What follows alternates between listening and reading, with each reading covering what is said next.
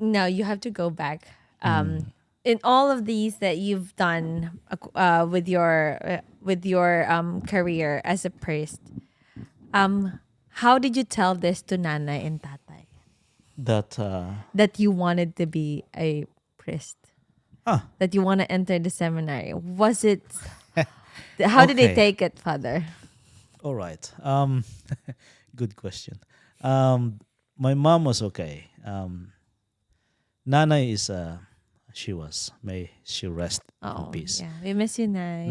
Nana is she was a frustrated madre. She wanted Oh, to be a nun, okay. but then she got a child out of wedlock, and then she met my dad. So I have the eldest is a half brother. Okay. So because of that, so when I said that I'll try the seminary, and she was like, "Do it. I'll take care of you. I'll support you." Oh, she was 200% supporting me. My dad is a different story. So when I asked me when I told my dad that I'm gonna enter the seminary, I have to keep myself distance. He might swing and punch me in the face, but because before I told him that I'm gonna enter the seminary, after graduation I was absorbed by the company that I did my OJT. Oh, okay. Yeah, the last This six is months of related to the the agriculture. agriculture. The last 6 months Ah. of our 4 years course, you go into the field and you work with the company. And I went to the big a banana company plantation in my hometown, and I was so good about it that they decided to absorb me.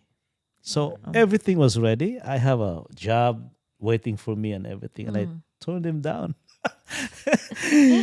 My dad was fuming. He was so angry, and said, "What would you like to do?" I said, I want to try the seminary, become a priest." Yes. Yeah. Sira ulo ka pala. Sabi na, you must be crazy. There is no money in priesthood. And he's right. There's no money in priesthood. And but he said to me, if you do that, you know, I cannot promise you to support you financially. And I said, okay, that's all right, because I know my mom is said, go, I'll take care of you. Mom is there. And so the first year, the first 6 months, my mom would call me, and they have to go to the PT&T and telephone both and call me from there to the seminary. No cell phones those days yet, Yeah. 1992, 95. And every time they called, everybody is there except my dad. So he wasn't really taking it He well. wasn't. Yeah, he was. So I said to my mom, next time you called, and if dad is there, don't call me. So it was really a battle of the will. So Patigasan ng patigasan. loob. So Okay. finally, my dad gave in, and so after 6 months, he joined them and called, and he's the one on the phone. The first person is, "How are you? Oh, how are you, Tay?" So after 2 years, my dad told me that, yeah, okay, this is what you want. So all right, you won. Let's do it. You got his support. Yes. Oh. And I saw his face and how proud he was when I was ordained, because I was ordained in my hometown.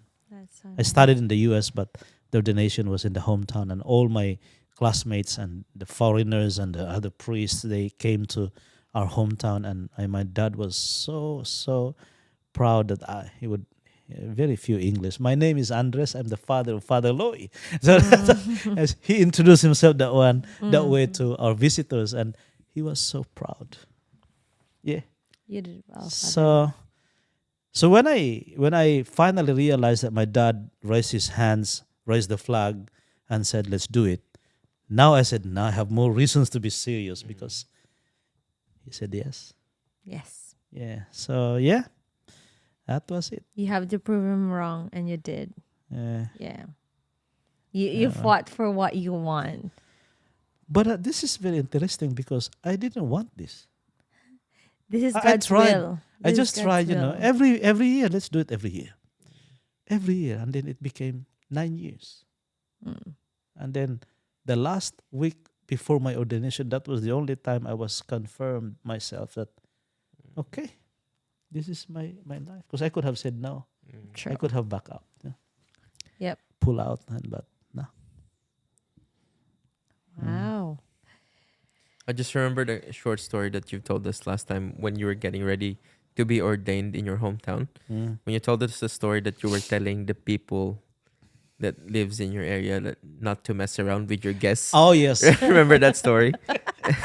Do you want to share that to the podcast? That was Father? really funny. My time, my place is, my hometown is it was known of a lot of atrocities, and kidnapping, and there's a lot of tambays. And so what I did, because my visitors are overseas people, Yeah. and so before they came, I spoke to the to the tambays, the siga.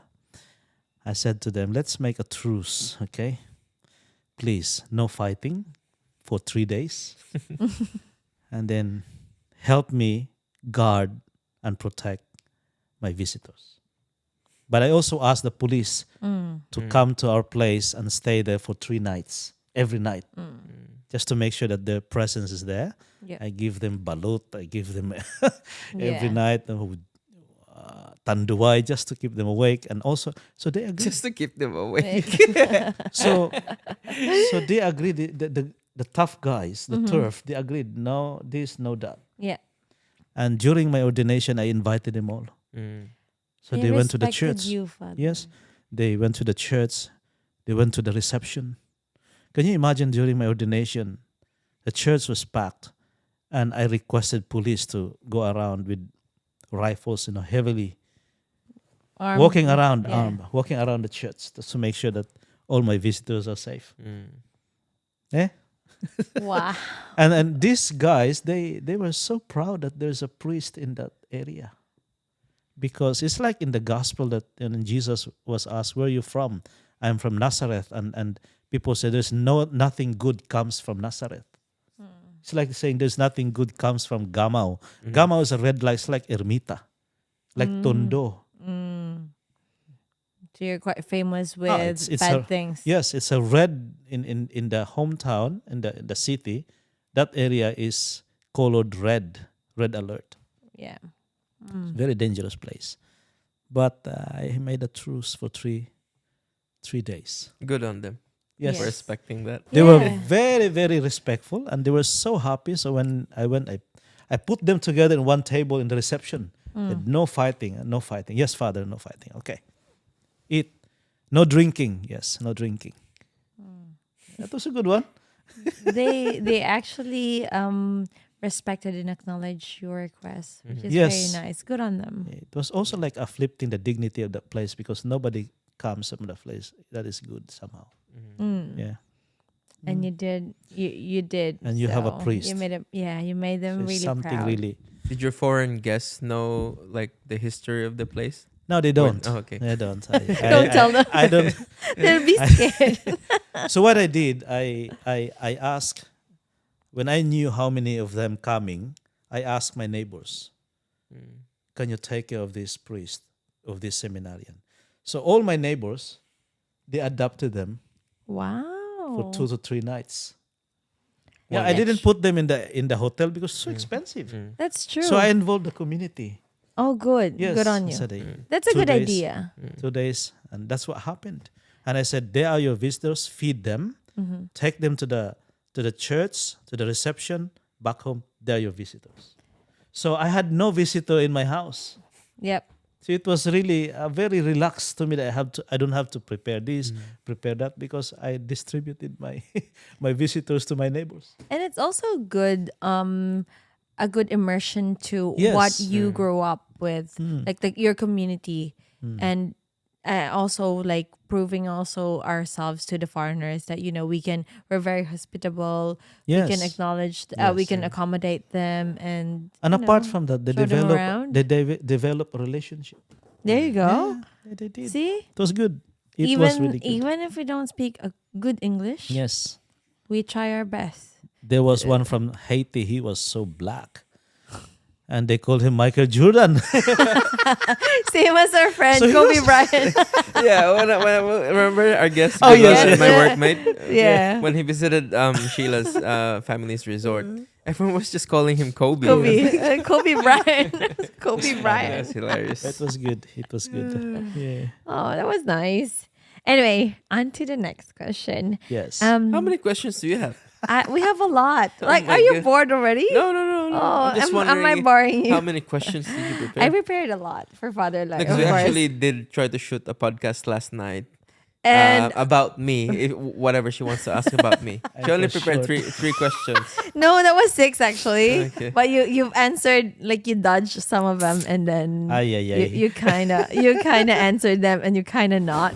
But I think it's also like Midnight Fathers. We were shooting that one, so our brains are not working. We could have just slept and then just let it go. Anyway, so a couple more questions before we end this night. Do you find the contentment and satisfaction in serving the Lord? I always have this spirituality in myself that whenever I am assigned, apart from this one, I've really struggled this new assignment. I have this kind of way of prayer, and at the same time, an understanding with Jesus. My prayer was always, well, wherever you want me to go.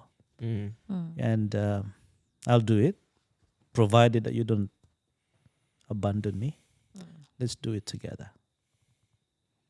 That's one thing. Second is, whenever I am assigned in a place, I have two choices. It's either to be happy or not to be happy. Where at the moment At the moment, I'm the in the middle. In the middle. So, because the implications of that decision, whatever it is, happy or not, people will come to know if you're happy or you're not happy. Yep. And it will reflect your dealings with them every day, the way you give your homily, the way you celebrate the liturgy. Father has no energy. Father seems like not happy and everything. So you can fake it, but you can only fake it so much. Exactly. Yeah. But then it will the real you comes out, whatever it is that you make a decision. So that is always my sense of contentment and knowing that God provides. Sometimes it's hard to believe on that, but I have never experienced in my life as a priest and being assigned to different places all over the world that Jesus has abandoned me now. There's always there. Yeah. So this is the same feeling that I'm trying to search in my heart. Ito assignment ko na ito. Na, where is it? And I want to give myself to the people, but first I want to set my heart here. Yep. Yeah. Otherwise, I will be dragging myself every day. That's true. I guess it's the same way with us with healthcare. Yes. Like Yeah, you that's can true. only fake it so much if you're like having a bad day at home or you're already carrying so much load in you. Like it'll only take one little thing to actually spark you. Yep. Tip Yep. you off. Yeah, that's true. And I guess the next question is connected to those Oh. like Magmamadali kaya ta. no, it's just I think connected to it, Father, in a way that, like, how we are confiding to you our struggles, our problems. People call you. You're like an on-call, let's say, spiritual doctor. So people call you if they want to confess. People call you, especially those who are dying in the hospitals. So you go wherever you're called. But in saying that as well, you do have your personal struggles. How do you fight that? How do you find ways to cope with that? Good question. It comes down to the decision. This is what I did. I decided to be like this, and I decided to do it, and I decided to be happy. Um, there is no doubt that sometimes in the middle of the night the phone rang, and you have to go to the hospital. Mm. And sometimes I kind of like, do I have to pick that phone, pick it up or no? Then dress up, go and wait in the waiting room and pray with the family. Um, it's really, it comes down to the decision that this is who I am. Mm. This is it's not anymore a question of why. It's a question of, are you doing it? Do you want to do it? It's not because why are you doing it? It's part of I made a decision to be a priest, and it's just sometimes that tinatamad, pagod na talaga, and then but you do your best as much as possible. Of course, you cannot please everybody, Sure. and you cannot be a savior, and you cannot be there all the time. You can only do as much as you can and the Yep. best as you can. But to answer your question, it's part of the decision that, as they say, this is what you signed up for. So, True. Are you the Wow. only priest in here for? Batemans Bay, Yeah. in this coast from Batemans Bay to Eden, there are only 5 parishes, and I think Batemans Bay is the biggest one because there's only one Catholic church here, and this is the only one. Yeah. So it's a big coverage. It You have is. to travel a lot. Yeah, and the rest of other priests in Moruya, Father Anthony keep asking me for help. I also, and Naruma, Father Joe, Loy, can you help me? So yeah, that's okay. That's Always part of- available. yeah, as long as I can. True. And that's also the reason why I'm sent here, because of the deanery. Yeah. I actually skipped a page of my questions. Wow. Oh my Oh god. dear. Oh God, dear. a page. Sorry, Father Loy. Hopefully, it's in a big font. Yeah, it's Not really. 60 font here. But yeah, I think I'm just gonna go back a bit because I think people should know you more. So back in 2008, you actually arrived here in Australia and you started your ministry in Melbourne, Yes. to be exact. And you spent 6 years with them and you developed a community. And luckily for us, we did have the chance to meet them, right? Like a couple of them Ah, together yes, when yes, we yes. had our trip to Yes. Tasmania. Tasmania, yeah.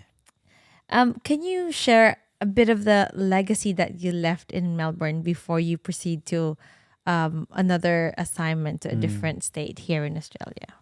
Well, Melbourne has always what we call chaplain to the Filipino migrants. And So that's where you were a chaplain. yeah, I Or- was okay. the 3rd chaplain since the conception of that chaplaincy. Okay. And of course, my predecessors, they did really tremendous job. But I did not start the whole thing.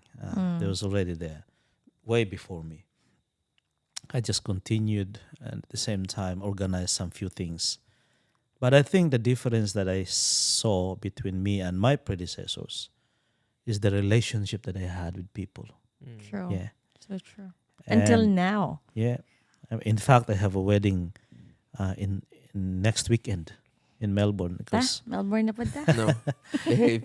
it's because this child, when she called me last year, she said, Father Loy, can you marry us? I said, hey, there's plenty of Filipino priests in Melbourne. And she said, no, I want you because I grew up listening to you.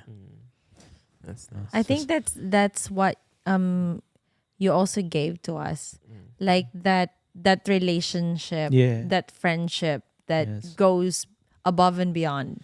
That's true because every priest can say the mass. And Exactly. but relationship is a whole different thing. And I think that's what my difference with them. And that's why every time I go to Melbourne, I have to hide because You're a celebrity. You're popular. Guys, find him. oh, you arrived yesterday or last week and you didn't say hello to Yeah. Oh, dear. dear. Mga Pilipino pa naman, Diyos ko po.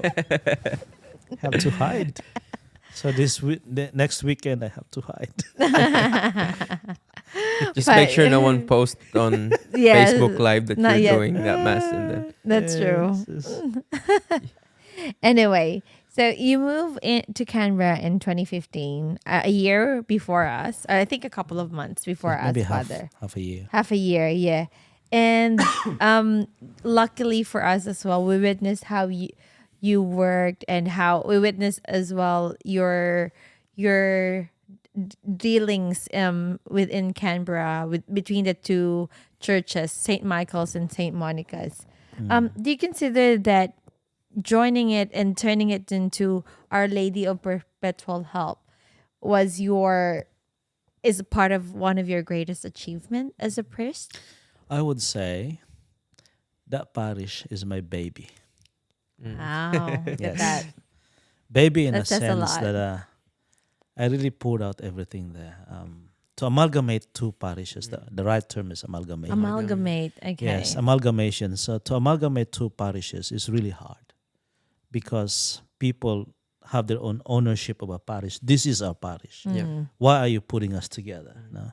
Even though they're 5 minutes away from each other. Very Yeah, territorial. very Very close, but very territorial. very territorial and very, anyway. So I put my heart and my soul, and that was the first time in my life that I was given that task, the trust of the Archbishop. When I was told to amalgamate, there was no map. Amalgamate the parish, the two parishes. That was it. You weren't told, like you No, were you do not this, given you the do this. instruction to No. not You to had do. to figure it out You yourself. had You have to basically. figure it out. So that was Wow. my first. And so I'm glad that I figured it out. I suffered a lot. I cried a lot. I almost gave up. I said to myself, why am I doing this to these people? Man, I don't care about them. No? So it was a temptation to give up. There you go. But a lot then- of temptations. But then I was like, okay. And the bishop, the trust that he gave me, he said, you do it. And later, after I amalgamated, he said to me, you delivered it. It's really good. And it's one of the, I would say, a successful stories of amalgamation in the archdiocese. True. There were so many before me, but this is one of the successful stories. And we can attest to that, Father. It's, It just, was- it's really hard. And in fact, after the amalgamation, I went to see a psychiatrist. Wow. One This is session. the first time that we've been Yes. hearing from this. Oh, look at that. There's So a first in the I- podcast, guys. I went to I spoke to the Archbishop. I said, I think I need some sessions. Yeah. Just to I- debrief. Yeah, because I was really about to break down. Mm. And so I went there, and I had this man was good, and so he was also Catholic, and then he gave me this stress test. Mhm. I was 12/10. The stress Oh. levels. I was in a red zone. Yeah. So you're about to explode. I was about to explode. Gosh. And so that's a lot. the Archbishop saw it. I reported it to him, and I said to him, Archbishop, after the official inauguration of the amalgamation, I will go to Tasmania for 3 weeks. He said, if you want more time, do it. Mm. I said, no, I have no money. So my budget is only 3 Yeah. weeks.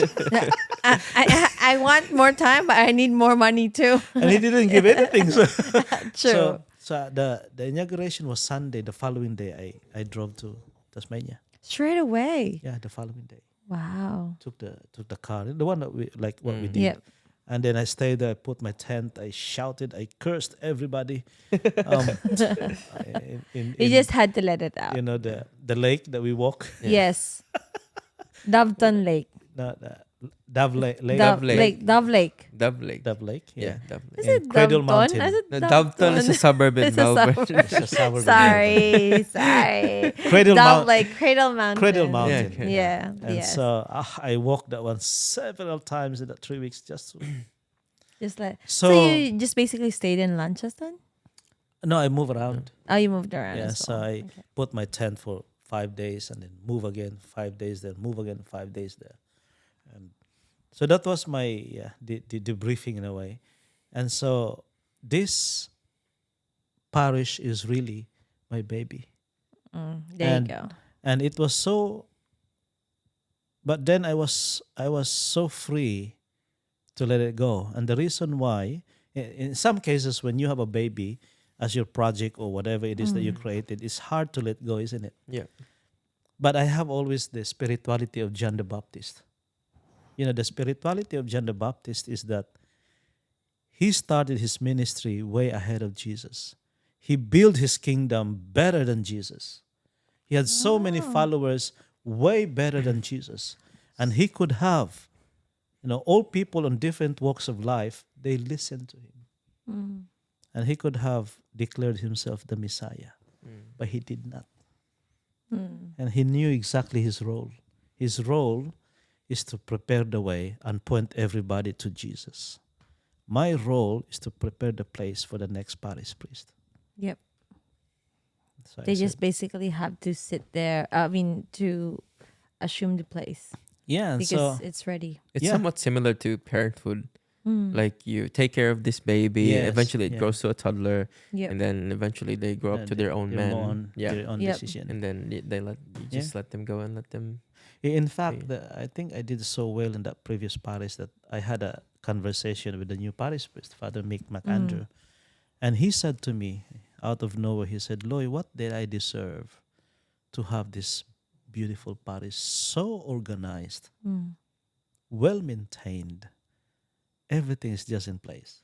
True. I said, "Father, That's your gift to him. yeah." I said, my role is John the Baptist. Now the parish is properly, it's up to you, Father. It's either you make it or you break it. Your call. That's the parish is the baby for me, but then I'm happy to let it go because I knew exactly and I know very well what my role is. Yep. And you also know that the person who's actually looking after it now will also look after it very well. Hopefully, Yeah. hopefully, but That's the hopes. Yeah. that's the hopes. But I don't have any grudges because mine is I prepare the place. You take it over.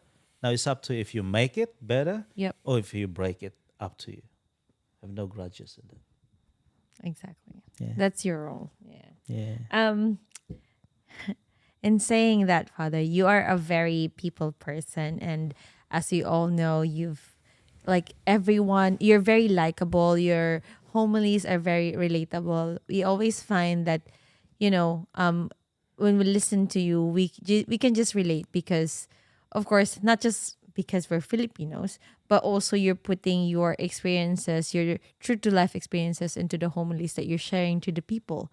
And that's, for one, would give an inspiration to those of your parishioners. And also they can get lessons from that. Right? So, and also in saying that, you're also very close to overseas students or international students like us. Do you always feel the need to reach out to students because of your previous role, like a chaplain to your chaplaincy, or was it like an innate nature of you? No, again I was a Scalabrinian and the spirituality of the Scalabrinians is for migrants and refugees in general. Yeah. So any migrants, any families, but I'm very very into the students is because I know how the struggles and difficulties that you have, and I know how it is in terms of the working time that you are only allowed to, and I know just how difficult it is. So whenever I have the opportunity, I always, if you notice, when I have a blessing, when somebody give me a tray of eggs and I give it to you because I know how difficult it is. Yeah. So if there are offerings in the mass, in-kind offerings, and I always give it to the students whenever I see them because I know how it is. It's just part of my spirituality because even though I'm not a Scalabrinian anymore, I'm a diocesan now, but I cannot still deny the fact that I have the spirituality of the Scalabrinians, which is looking after for migrants and refugees. Yep. It's like you're now embodied it. Yeah. Your human nature now is to Yes, it's really because look after. it's part of me. Yeah. When I decided to be a diocesan, I told the Archbishop, I am a diocesan with a Scalabrinian spirituality. Good And I on cannot you. take that away from me. Good on your father, Yeah, because that's- I really believe that students really need that guidance still, even though not everyone has that Scalabrian mentality, or I mean the ministry, but every student needs that person who can actually reach out to them and know that they're there spiritually and praying for them. Just Isn't curious, is there it? students in here? um, Bay? not much. No. Yeah, I don't think Not so. much. Canberra does Does. because Mm. of The the uni. unis. Yeah. And that's also the reason why I became a priest. My love for the migrants. Oh, thank you, Yes. Father. That's the very reason why. Because I could have been a diocesan from the beginning, but I Yep. choose not. Because I want to be with the migrants. And in my Sure. first year in the seminary, I want to experience the experience of migrants away from home for the first Christmas that they had. So I decided not to go home on Christmas. Really? My superior was like so puzzled. Why are you not going home for Christmas? Are you avoiding something? Are you avoiding? I said, no. I want to experience what the migrants are experiencing, their first Christmas away from home. Oh, this is when you first went My to first year in the seminary in Manila. in Manila. So I was alone in the seminary, big house, alone. I want to experience it Yep. So you can tell your story as well. so that I can relate on how difficult it is. He really immerses himself. What's your to- first? How was your first Christmas like, being overseas? I think it wasn't too bad because I was with my Yeah, cousins. and Yeah. friends and Yeah. Filipinos around. So, yeah. True. So It really helps a lot when you when you have a community. join a community. Yeah. Yeah, Support and system. family. Yeah. Yeah, it does. Because otherwise, I'd be I was still sad. Like you'd really hope to be with family, Yeah. but it didn't happen because of your circumstances. You Like don't even have up today, like we've never been. we've never been home, Home for for Christmas. Christmas. 7 years Yeah. in Canberra, Father. We've We've always worked. I've during always Christmas wondered time and what New would it Year. feel like to celebrate Christmas again in the Philippines. Yeah. That's our That's prayer. good. In one day, One day. that we can go home during Christmas time and New Year, and we can spend it with It family. nearly happened, but then COVID took Hit. place. Yeah. Yes, that's true. My last Christmas was 2003. In the My Philippines. my ordination. I could Oh, never 20 years this year, yep. 2023. Wow. Never had Christmas there. But also, guys, in saying that, Father Loy, was it, correct me if I'm wrong, you were the one who started the Simbang Gabi tradition? Was it you? Canberra. There was a priest before me. Mm-hmm. He was Indian, but he studied, I think, or he lived or he worked in the Philippines. So he was familiar with it. But the Simbangawi was just more of a. They had no proper place for it. So when I arrived, a year after, and that priest was not anymore in Canberra. So You took as over. a Filipino priest, and that was I took over, and it was a good one, and hopefully I still continue nowadays. I hope so too. Oh, Because like a when we non-Filipino priest started it. That's amazing, though. an Indian. yeah, it is Yeah. amazing because He's- our tradition, and then he's starting it. Yeah, he spoke Tagalog. I think he Wow. studied in Manila. Oh, good on him. Yeah, But yeah, I really like that tradition because it also not just reminding us to do, because we really used to do like 9 mornings. I wasn't diligent to do it every every year, but I try my best to go with my mom. But coming here as a student, you just wanted that tradition, especially during Christmas time because you can't go home. You just wanted that tradition to I'm just happy that continue. you don't have to wake up very early to That's attend that true, mass. and we celebrated at night, guys. So it's literally Yeah. Simbang Gabi, Simbang and it's Gabi. 8 o'clock. Yes. I always try to do that because I think at one point I completed that 9 masses, Father, even before I had to go to work Yeah. to do my night shift. I completed that whole lot because I really believe that if you complete it, you have your wish would be granted. but not just not just your wishes, but you can complete it because you just really wanted to serve the Lord during those times before his birthday, right? Yeah. And it was a tough call because especially Father Loy, he doesn't have a lot of support system then. He was doing the whole masses. He invites a lot of priests to come over and do the masses with us. We would sing Tagalog songs, hymns, and it was a really good celebration, but it was also tough for Father Loy because most of the nights you would have to do the homily or the whole mass by The yourself. first year, it was difficult. It but was all you, Yeah. Then you really. have work in the morning. Yeah, then, true. It was really hard, but you did really well. those Father were the Loy. days. Yes, kudos on you because you've really put that tradition, and hopefully they will continue to progress into that. Okay, now nearing the end. I mean, nearing last two questions Okay. or three. Or four. Okay, one day, you'll meet our creator. What will you tell him? Nice question. I think the question is the other way around. Okay. Certainly, I will tell something, but the most simple and scary question that I will be facing when I face God is, or answering when I face God is, Luis, what have you done? Do you have an answer for that? No. Not yet. And that's where, in my understanding, God will not judge us. We will judge ourselves True. by answering a simple question: what have you done? And when you answer that one, the next question probably: do you think you're going to heaven or not? That is Scary, right. Yeah. So to answer your question, what would I tell God? I will tell God all my sins, all my insecurities, what I have done, how humbled I am in many ways, and how insecure and how stupid I am in so many ways.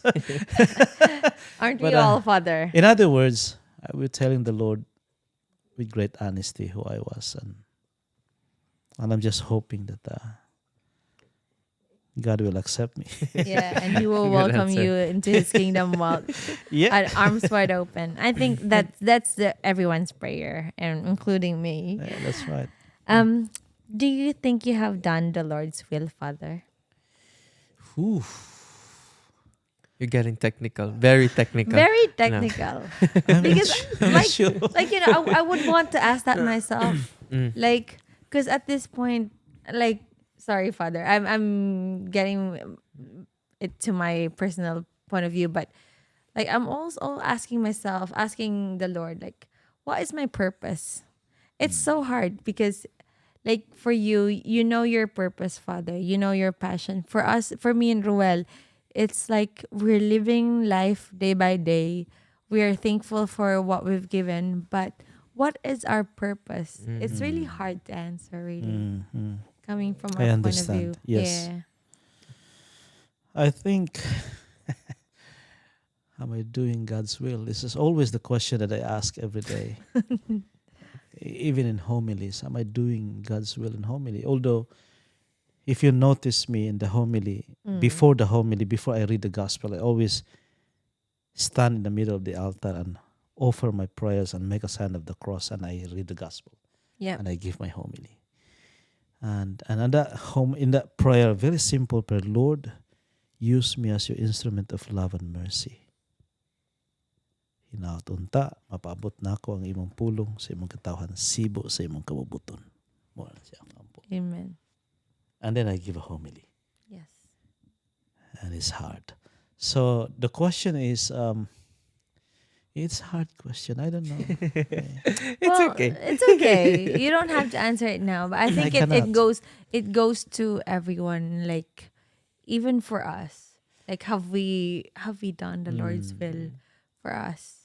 Exactly. I 'Cause think we're he wants human. us to have raise 10 dogs. So we're getting Lord, there. Lord, Lord, si, we're si, getting si there. Ruel na po Just nag-answer bear with ng us.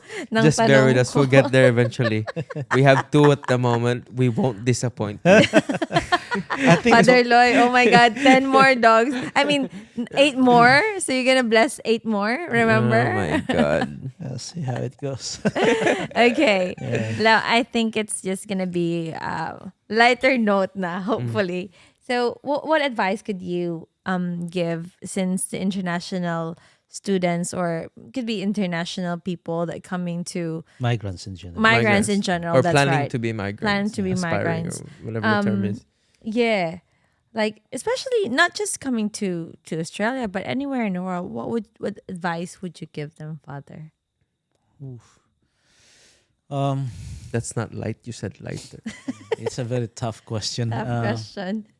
Tough ba? What I could give them as advice, there's so many actually, but just probably when you you stick to your purpose, why you migrate, or that reason, because along the way it could be lost, Yeah. that purpose. That's second is, as migrants, we are not only looking for a greener pasture, but we also contribute to make the pasture more green by contributing our skills and capacities. But above all, as Filipinos in general, no, especially the religious Filipinos, regardless of what your religion is not to forget that this journey of being a migrant is hard, but it's only possible with our faith. Amen. I cannot imagine a migrant would migrate without faith. That's true. That is true. you will break down as soon as possible without faith. So keep that faith alive, and do not forget, when you arrive here and settle down. Don't forget about your religious calling, in a sense that you're not only contributing to the community in terms of skills and capacities, but also as Christian is to partake or impart also your religious practices. Kasi we are not only migrants in terms of social aspect, but above all, as Pope Francis would say, that we are also missionaries. Amen. I agree. So I think these two things, that we develop and showcase our capacities, and Filipinos in general are world class. We are world class. I'm saying that with great humility. But let's not forget who we are in terms of our missionary skills as well, and calling. Yeah. We should be a channel of blessing to everyone. Yeah. Our usual last question doesn't apply to Father Loy. It could be. You can could ask be. that. Yeah, you can ask All right, that Father one. Loy. It's not so controversial, but we ask this to everyone who joined us in this podcast. When would you consider yourself as successful? When When?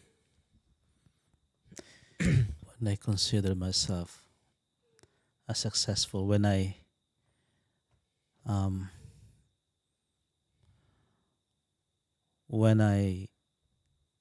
fulfill my role as a priest, which is to tell the good news, to show God's love, and who is God. The way I speak, the way I relate with people, my attitudes, my actions, and my words. I always have the back of my mind, my professor said, we don't need super intelligent priests or geniuses now. What we need are priests with hearts that would tell the people God's love, that God loves them. So I think I would be very successful if I will fulfill that one. And I'm not sure if I am halfway through. I'm not sure. Again, a very different answer. Yeah. Like, cause for like some of our guests, it has to be. What were their answers again? well, Like achievements achievements. in life. In comparison to the way my takeaway from that one is, it can be just through small deeds. Yeah. It doesn't have to be like a massive one, like would affect an entire population, but touching an individual and changing their life would actually be a success success. story. Yeah, and it's a work in progress. It I is. think. It is. Yeah. And I always say that, my role is, I would only be successful if I fulfill my role as a messenger. Mm-hmm. That's it. Yeah. And who is the message? God. Hmm? There you go. All right, hang on. Not yet. Oh, not I have a last request.